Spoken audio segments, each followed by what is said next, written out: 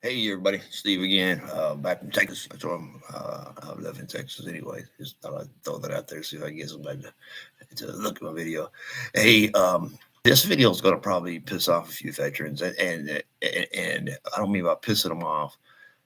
It's just that they're going to have to just have this conversation with themselves. I'm sure that this conversation has been going on in the barracks, in FOBs, on naval ships, and all branches of service are having this conversation. And I'll clue you in on it, what that conversation is. Right now, the situation in Texas is that no news is good news. We have a convoy, I think, of 700 members that are coming, passengers that are going to Eagle Pass and through San Antonio. It hasn't arrived yet. So, but it's a show of individuals who support Texas in their stance um, to curb or to stop illegal aliens from coming across the border. Yes, I said illegal aliens because that's how they're crossing. They're crossing illegally.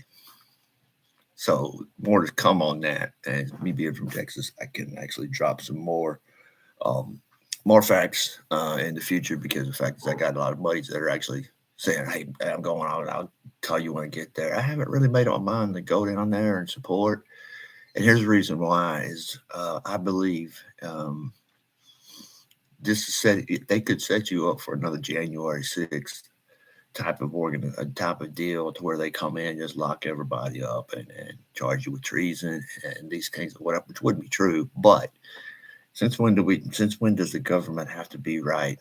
Just since when do we have any restraints over our government? So anyway, back to the conversation that's being had by many veterans, and that is, would you want to go serve? Would you want to go to it? To some of the issues or to some of the conflict areas that we have currently right now, or if you're already there, what's your feelings about it?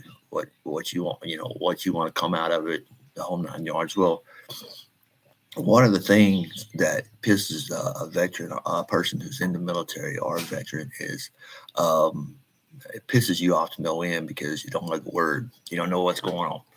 They ain't telling you nothing. A lot of shit's happening around you. All the big wigs are doing shit or whatever, and they're making you do stupid shit. Stand up, sit down, wipe your ass, all kind of shit. And you don't know what the hell's going on. In other words, people freaking the fuck out, and you're like, okay, something's up. I just don't know what it is. And being enlisted, we're the last man on the totem pole.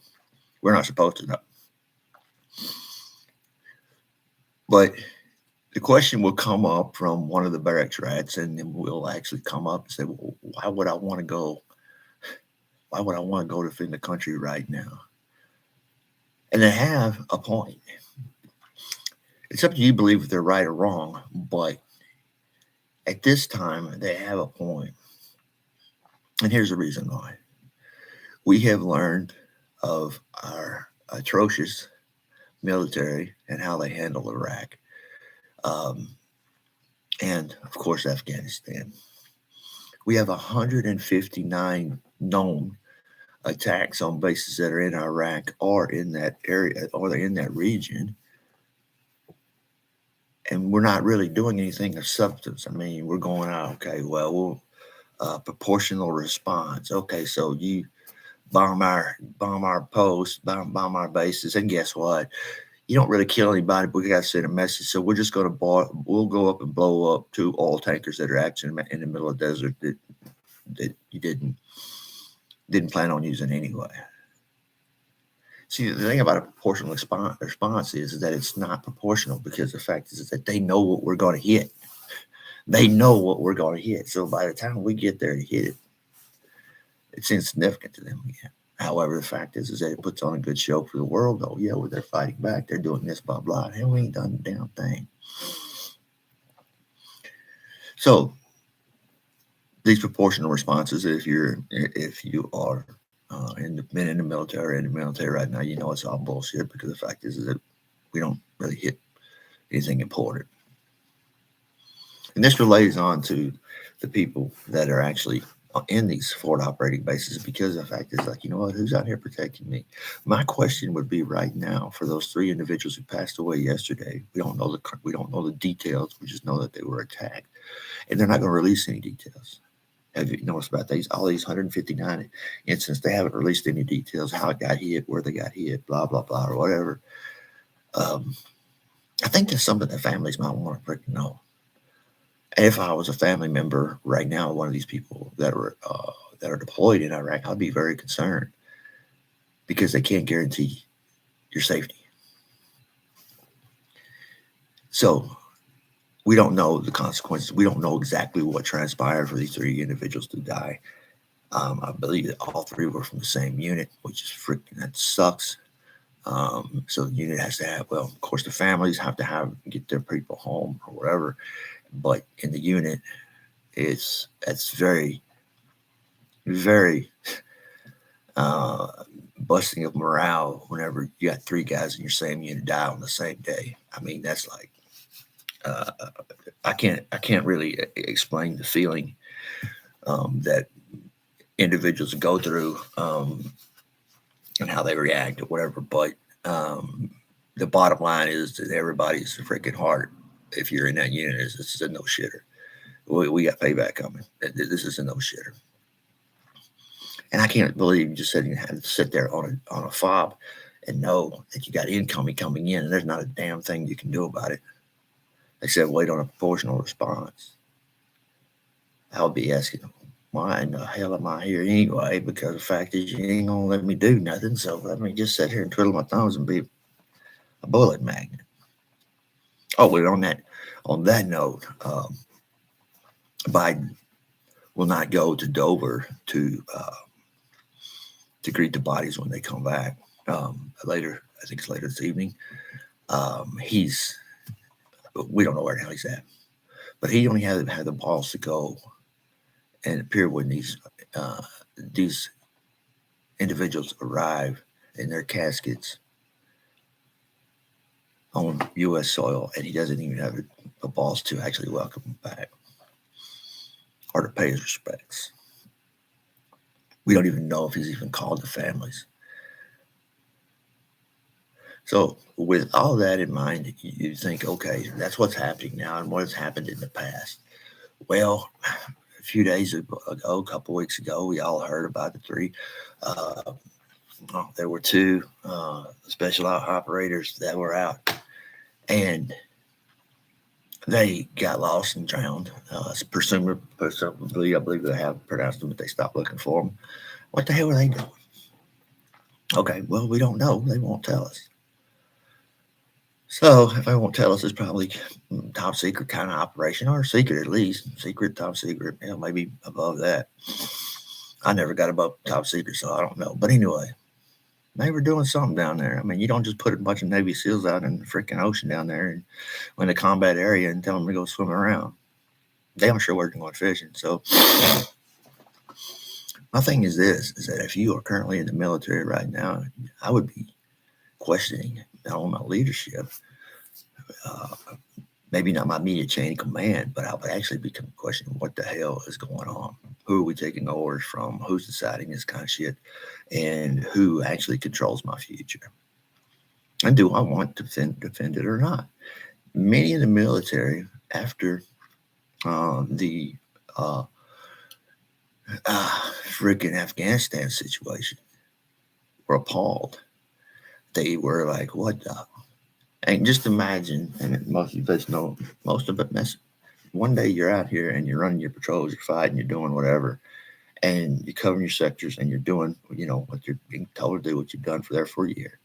And you come home or you get back to the fob and or the cob and they're like, we're leaving, get on the front plane, let's go. Drop your shit, leave your gear, let's go. That was cowardly to me. The way we exited Afghanistan was nothing sure. It was just nothing pure cowardice. The way we did it. We didn't even do it good. We didn't wave, say hi, bye, we're leaving. We didn't negotiate anything. We just hauled ass and ran. But here's what gets me. If there's 13, 12 Marines and one corpsman who got blown up that day. Blown up that day, allowing individuals, Afghanistan individuals who had proper paperwork to actually enter and be evacuated out. They were on they were up on the wall themselves. The corpsman was pulling babies over the wall. And here's where it gets real quick. They had reports that morning of the fact is that there was going to be some kind of attempt. There was a suicide bomber in the area. Matter of fact, they reported two. They actually reported exactly what they were wearing, exactly what they looked like, exactly what their backpack was, and exactly where they were last seen. And they were seen heading toward the Abbey Gate. They get to the Abbey Gate. It wasn't like you could just walk up to the Abbey Gate. No, you had an Afghanistan checkpoint, and then you had a United States checkpoint. They blew through the Afghanistan checkpoint. They just walked right through. Hence, it was the first sector. Marine snipers actually called in the target and said, permission to fire. I have the individual on the BOLO list, permission to fire. I can drop his ass right there. No. And it just came back, no. He went into the next sector. Same conditions. Had his BOLO, had everything about him, had every piece of information on him to verify this was the individual. Asked to fire, to drop his ass. Like a freaking jelly donut. No. Third sector, the final sector, he comes in and he's been identified by the actual third sector. NCO said, permission to fire this son of a bitch. And can you imagine being in that freaking third sector knowing that you're the last, that you are the last person who's going to actually see this individual for a minute? And you were told, oh, well, we have to get State Department clearance. Oh, we're getting clearance. Which meant they had to go away, and this was documented now. They had to go to the State Department to see if a Marine actually on the ground who actually had a suicide bomber in his sights, one shot, one kill, boom, everything could have been over with. We were waiting on the statement from the State Department whether we could pull the trigger or not. So now that tells me we ain't fighting this damn war. They're telling us what we can, what we can't do, and meanwhile we're in shit. We're in the shit up our ass. You told us to do this, but now we're getting bone rushed. I mean, we got people coming everywhere, and I don't know how many of you have been to Afghanistan, but I'm telling you this right now, one of the worst things you can see is a bunch of Afghanis in a group coming at you. You just know just know one or more of them individuals have vests on. It's not a question of if they're going to blow. It's a question of where they're going to blow and where they pick. So they blew. I think we had, I don't remember the total name of the wounded and killed because we would never know the amount killed because they reported wounded one day and then a couple of days later they passed away. So we'll never know exactly the final count on actual KIAs in there. We do know how many American personnel were killed, and it's still up in the air about how many died on that day from Afghanistan. However, the fact is that just by the photographs, just by what we did, what we didn't see, which was censored by our government, what we could and what we couldn't see. But talking with guys that were boots on ground over there, they were like it was a clusterfuck. They said the whole freaking area, and I was stationed in Kabul. I know exactly where that Abbey Gate is. I know exactly where the Kia Airport is, Kabul International Airport. They actually called it one time Karzai International Airport. I don't know. We just called it Kabul Airport. But anyway, I know exactly those entrances or whatever. And the Abbey Gate, you wouldn't think that the Abbey Gate would actually be the initial target, but I can kind of see that where it was a potential target because the fact is the amount of individuals that were going in there. So that kind of goes in your back of your mind too, because the fact is that it all comes down to one denominator: the American people, our American government, is not protecting our troops abroad. They're incapable or they're unwilling, and we're just freaking pawns set up for the slaughter. There's nothing worse than a military unit being with a military unit and knowing you're being hung out to dry, knowing there ain't no help coming, knowing that there ain't nobody going to pick up a weapon, stand post, ain't nobody coming to get you. And you're thinking, well, I'm lucky if I get out on medevac. Because I'll be honest with you, if you're actually in a COB or you're on a FOB, whatever, and people make fun of FOBs or whatever, but I'm telling you this right now, in Afghanistan on that day, you were in a COB, you weren't even in a COB, you were in a clusterfuck. Imagine being in the military and people going left and right, wondering, what the fuck? At some point, you say, okay, where's my unit? Where are we going? I'm going with you. I'm going to fuck. How we get out of here? And total disruption of military bearing, total disruption of military, everything that fucking we taught the military was thrown out the door by our government that day. But I keep coming back to the common denominator is that what makes a man want to go and put himself in that position? I understand fighting for your country for something you believe in, fighting. I understand all the reasons why you will go fight. Trust me, I served in 2 branches of Army. I've been there, done that, got the freaking T-shirt. I've been shot at and missed and shit at and hit. I understand, but now I'm starting to question, am I in this shit alone? If I call in orders for a medevac, are they gonna respond, or do we have to wait on the fucking State Department? And I'm in an area that I'm not supposed to be because you ordered me here. And now I am shit hanging with my ass in the wind. But you can't authorize a medevac or air support because the fact is that we ain't supposed to be there in the first place.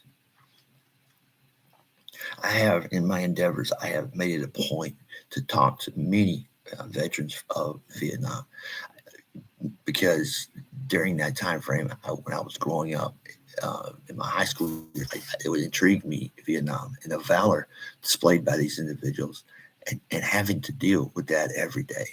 Are they going to protect my ass when I get out, whatever? And then they have the fall of Saigon, and I know these veterans are questioning themselves. It's like, what the fuck? Why the fuck were we there? Why do we have to not kill enough and not save enough, and now we just turn it over? And we shouldn't have been in the first place. That's not the point. These individuals that you order to go to represent your country, they're there, boots on ground, every freaking day, waking up with their freaking weapon, waking up with the mission, waking up, or going to sleep with the possibility that their life can be taken at any moment. They deserve the actual protection that the United States government promises you when you get in. And it's not there. The next thing I want to get over to, and those points are the ones I've made. I may not have stipulated them. I'm a Marine. We're done. I got my crayons right here. The next stipulation that I want to bring up is that if you are served in the military and you've been in and you're a veteran, it doesn't even matter if you're a veteran of foreign wars, really. In combat units, it comes down to basically this: do I want to go to war with some bitch? It's a saying that we used to have, that we would use in civilian life later. They say, "Hey, is he a good guy? Is he a good lady? Is she good? Are they he, she, whatever the hell is? They good soldiers? Can they soldier? Can they cowboy up? Are they ready to ruck up? All these sayings or whatever." And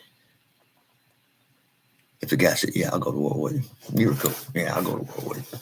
Yeah, I'll go to war with him." Oh, then they would say, "No, I ain't going over that son of a bitch. Keep that bastard away." I'm telling you right now, people that we have in the military right now, I would be telling you, get the away from me and my people. Okay? We have always had individuals that are new in country or actually new to the military, whatever. They're going to shoot. They're going to screw up. They're going to kick cans. They're going to moan them prone. They're going to do everything. They're going to do things stupid or whatever. However, the fact is, you recognize the fact that you can train this individual and you can make him a valuable point of your unit, but he has to be willing to train to do so. he or she has to be real to realize they're going into a situation to where all this shit that they're teaching and everything that you're throwing in their brain housing group is going to be utilized or should be utilized in every aspect of their life for 13 months. Today, we have individuals who just work harder on not being able to go and telling me the reason why they can't go and telling me that they're not going to go. And then they come out, well, we're going to draft your ass and you got to go. Well, at some point, even during the draft there in Vietnam, these individuals actually saddled up and said, yep, I mean, it's on. I better. But these people are going to fight tooth and nail. They would rather go to jail, lose all their benefits, lose status. I mean, if you're a draft dodger, you can't even get a job. It's worse than a felony on your record. So then you have the true blue Americans that I'm not going to say patriotic. Some people patriotic, some not. Some just figure out, you know what? I'm going. You're coming home. Me and you. Hey, let's get this shit done. Let's get home. Whatever. We'll drink some beer, chase some skirts, and we'll be done with it. And continue on mission. Get your mind right, get your head right. This is where I'm going to be for 13 months. This is what I'm going to be doing every single day. You got to live it. You got to be it. You got to want to do and get better. And you have a responsibility not only to yourself to get in combat mode or combat freaking brain house group, but you have to do so for the individuals beside you and the side of you. And that's somebody's a walking point, and that's somebody's behind you back there on the right. All these somebodies are together, and you are a part of a team that will be utilized to get your ass out of there and get yourself out of harm's way. However, the fact is we do not have those type of people. We are not raising those type of people. We are not producing individuals who are capable or willing to fight for this country.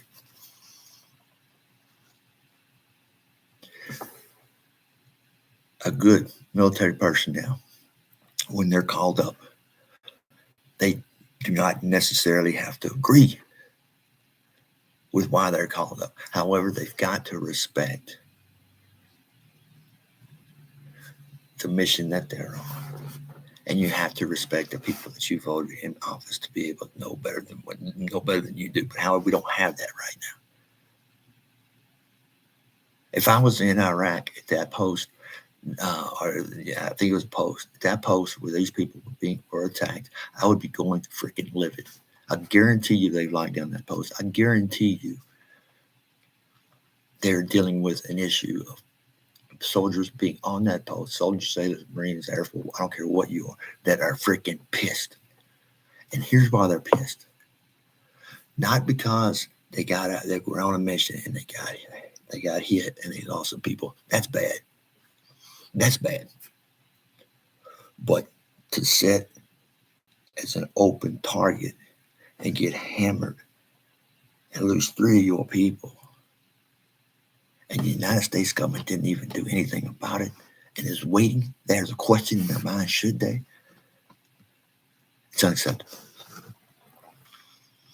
If you want me to go and put my ass on the line or asking anybody else to go and put their ass on the line, then you better be able to back it up.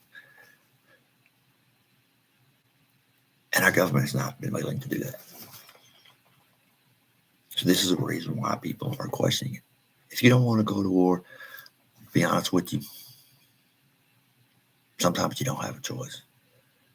Sometimes you got to pitch in, you got to ante up and kick in for the common good. And for you, some bitches to say, well, I ain't going, blah, blah, blah. I ain't going. I'm a female. I ain't going. I'm going to get pregnant or whatever. And guess what? They're going to come get your ass. And after 3 months in that cell, because you've never been to a brig, that's where you're going. You'll be in a brig and you haven't been to a brig. And guess what? They don't really condone the type of people that you are. Matter of fact, Chesty Puller, one time he went, I'll give you a quick story. Chesty Puller went to San Diego. I believe it was Camp Pendleton. He went to Camp Pendleton. They pulled out the bands and the flags and all this crap, the parade and everything for him or whatever. He, did his general thing, and he, okay, whatever. But anyway, after it was over, after all that shit was over with, he looked over to a colonel and he said, "Take me to the brig. That's where the Marines. That's where I said, take me to the brig. That's where the Marines. That's where the real Marines are." And we don't have. And in the Corps we do. I know assholes that are still gung ho, and they're still going, and I still know that. But the fact of the matter is that these gung ho individuals are like, we're on our own. We're on our own. It's just me and you, because I can't depend on the chain of command. I can't depend on the government. I can't make decisions without it being political. And I'm not a political guy. You hired me, you put me out here online, kill people and to save people. Bottom line, that's what it is. And put me out here because you're going to see shit you've never seen before. And guess what? When you come home, you're going to be a different person. So the least they could do is have a clear battle plan or a clear mission in sight when they've actually deployed people downrange. What's your actual job duties? Why are you here? Are you vital to the mission? No. Now they're talking about pulling troops out of Iraq. We give up again. And how is that retreat going to actually look? Is it going to be organized, or is it going to be a clusterfuck like it was in Afghanistan? We're going to end up losing more people just because of trying to get the hell out of Dodge because we turned tail and run. I'm sorry, but that ain't me. People say, well, you have that mentality. But yeah, I do, because I had to develop that mentality, and I had to learn. And folks like me had to learn, and we had to learn it the hard way. And having to learn it the hard way is what teaches the best lessons, because you'll make sure don't do that shit again. I ain't gonna do that shit again. Then the best part about it is that once you've done enough shit, then they start looking at you like, well, don't do that shit, man. Put that shit down. Don't touch it. It's like being with a bunch of freaking kids sometimes when you go over. I can imagine how bad it's going to be for the NCOs who are actually taking over these individuals who are coming in right now. Because the fact is that they personally said they don't want to be there. They're going to do everything they can to get out of it. They're going to do it. Okay. You're useless. You yourself have just identified that you are cannon fodder. You're going to do something stupid. You're going to get yourself killed. But the problem with that is, you know what? When you do something stupid, shit blows up around you. I don't want to be a part of that shit. I don't want to be a part of you. You diddy bopping down the bush and right in the middle of the freaking urban area, and you diddy bopping in there and you hit a damn IED or retract an RPG, and there I am having to deal with that shit. I don't want to do it for you being stupid.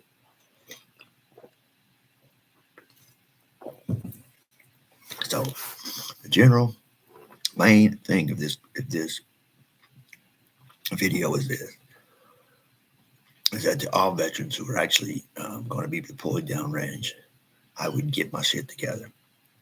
I would start asking questions about our mission, our game plan, what the hell we're doing, where we need to train, what we need to be training for, get my shit together before I get my boots on ground on there.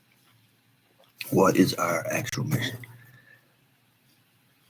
So as an NCO, you will gain this knowledge by your chain of command. Get an LT, what are we training for? What the hell are we doing? I got to have my people ready. What should we be focusing on to make sure that when we get boots on the ground that we're not a statistic? And you training those levels. You need to up training right now. You need to up individual training, knowing that you're not going to have any support from back home, from your government, or from your chain of command. You need to be able to be self-reliant. You need to be able to keep track of your people. Number one, accountability. And number two, get hard on them, train them, make sure they're paying attention to detail. Start preparing now to get their mind right. to get them ready for combat. Now, everybody knows when you're back in the rear with the gear, you get lax because you go into freaking formation every damn morning. You're fucking running PT. You're doing all this kind of shit, which is what we do during peacetime.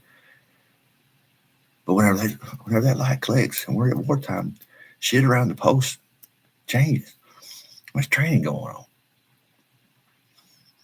And just because your unit's scheduled to be, say, for example, at the range or somewhere during this day or whatever, between that period of time, you could be doing something. You can be learning from what has happened, from things that made mistakes. You can actually be teaching classes to these individuals that get, and it's all get your mind right. Start picking on stupid shit. And break out the freaking grooming standards on them to make sure that they're freaking concentrating on what they're supposed to be doing. The grooming standards. Hell, I used to use that shit just to keep my man out of the fog, get my man back to basics to where they, okay, this is what I know how to shave, okay, let me get my head back together again and get in that mindset again. People used to use little bullshit things like this. Our leaders to use bullshit to get us back on track. Did we hate it? Fuck yeah. Did we cuss it? Yes, we did. Whatever. But in the end, it actually made sense. If war can make sense in these mind games that NCOs play on, you can make sense. And guess what? That's what an NCO does. Not only can they get inside your head, but they can actually make you a better person and a better team player, and also realize this is not just about you. This is about the unit. So if you are enlisted and you're starting to see ramps ups and trainings and you're starting to do all these things and you're like, oh, what stupid, it doesn't make any sense. It may not make sense right now, but there may become one day out of the blue that you're downrange somewhere and you're in a situation and something you learned back here get you through it or give you an idea. Could be anything.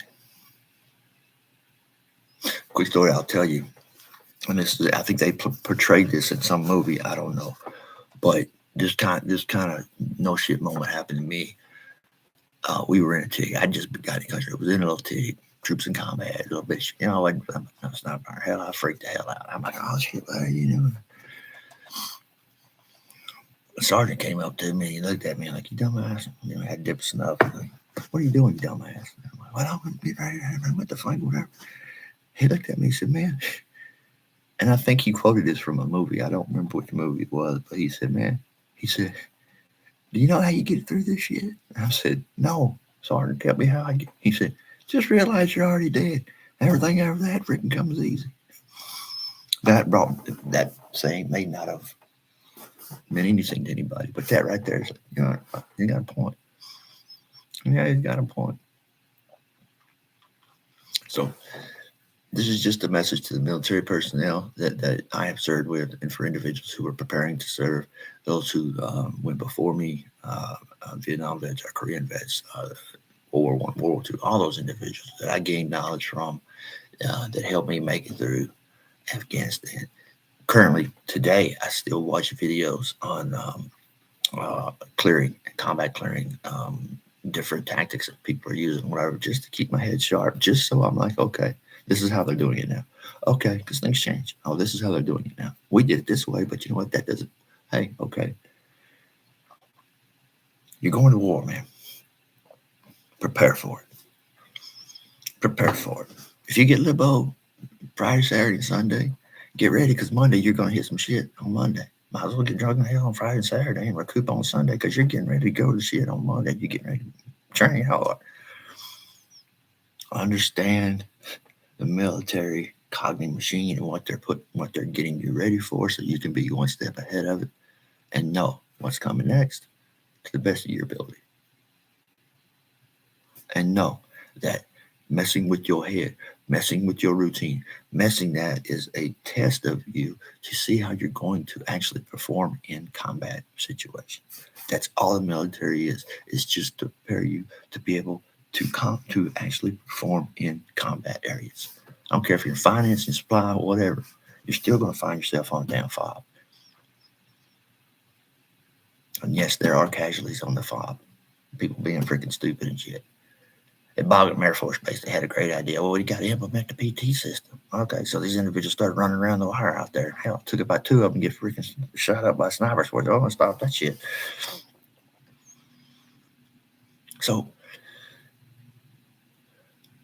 I don't know if this will start bringing back people's memories or their PTSD, maybe. But what I'm saying is that you, as an individual, being prior military, being in this shit like you are, you still have something to offer these people.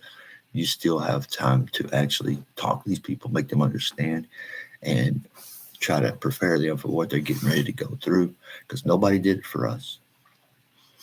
And it was a learning curve.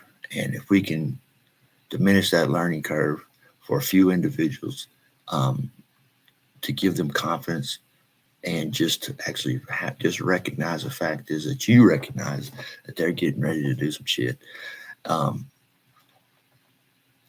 let them know it's okay, and let them know to start training, because that's about all you can do right now is train, and that's the best way to keep your mind off of where you're going or whatever. So anyway, I thought I would just drop this video real quick. Hope you can like it or share, or maybe you can hit me with comments in the comment section to let me know what you think, especially paramilitary individuals or veterans. I want to know what you guys are thinking, because that's just where my mind's rattling off today. So tomorrow will be something else, but today it's on that. You guys be good. Semper Fi. You guys get ready. I think it's coming. I'm up. I said I'm up. I'm pressing the button, I promise. See, I need a freaking, there we go. Hang on, I need a class on this shit.